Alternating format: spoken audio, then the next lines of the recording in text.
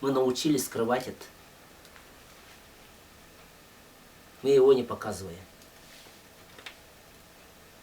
Если даже захотим показать, оно не видно будет. Сейчас очень много приезжают, допустим, и стараются снимать камлани шаманов. Ну и что сняли? Пляска да пляска.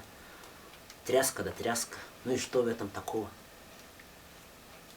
Там совей камлает, допустим, а тут артист камлает. У артиста намного лучше получается. Потому что он больше прыгает, выше прыгает, изображает больше, искуснее. У него намного лучше получается. А где тут увидеть его внутреннее, то, что внутри происходит? Невозможно никак. Есть люди, которые изучают шаманизм. Сами ничего толком не ведают об этом, не испытывали. Потому что шаманство это чувство, шаманизм это чувство. Он сам не прочувствовал этого.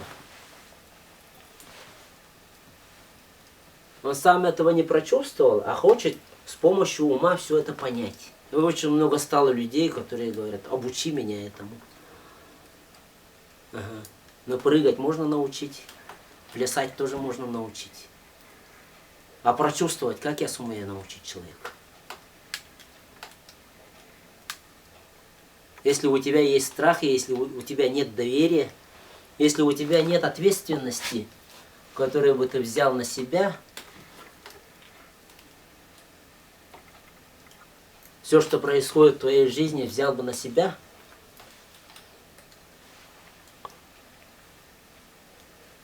то как ты можешь помочь другим людям? Ты сперва самому себе помоги, а потом уже другим помогай. Ты еще себя на ноги не поставил. Ты еще сам не состоялся как человек. Не то что как шаман, а как человек еще не состоялся. А еще хочешь другим людям помогать. Поэтому вот это вот понятие свободы, внутренней свободы, это и есть внутренняя стабильность. Внутренне свободный человек, он никогда не будет раздражаться на действия других людей. Потому что он будет знать, что любой человек имеет право осуждать тебя. Ты что, Бог, что ли, чтобы тебя не осуждали? И внутренне свободный человек, мудрый человек, он будет знать, что каждый человек имеет право иметь свое мнение о тебе. И даже иногда высказать это мнение о тебе. Иногда эти мнения бывают не столь приятными, иногда противными. Но они на то имеют право.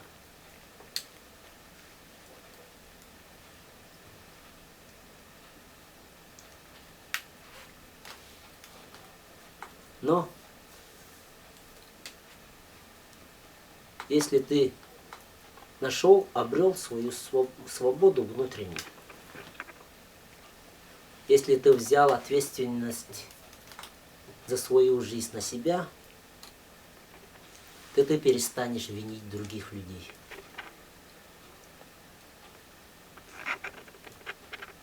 А потом появится возможность радоваться, быть удовлетворенным тому, что есть. Я еще раз повторяю, это стало сейчас очень большой редкостью. Это стало дефицитом. Сейчас люди ждут чего-то, как будто Путин на блюдечке принесет им счастье. Ждут пресс-конференции его, ждут его высказываний, что он какое-то волшебное слово скажет, и все, в один миг все изменится. Такого не может быть. Такого не будет. Это просто, опять же, возлагание своей ответственности на другого человека. Это опять же наши животные страхи. Это же опять же проявление нашего рабского менталитета. Что кто-то должен решить за нас. Что в чьих-то руках вот особая власть по вершению нашей судьбы. Но это закончилось, давно уже закончилось. Сейчас другая эпоха. Сейчас каждый человек должен быть хозяином, господином. И каждый человек должен жить свободно. Это не означает, что человек должен переступать законы природы. Человек должен жить во благо людей. И тут очень большая взаимосвязь. Но об этом, я думаю, мы поговорим потом. Да, спасибо.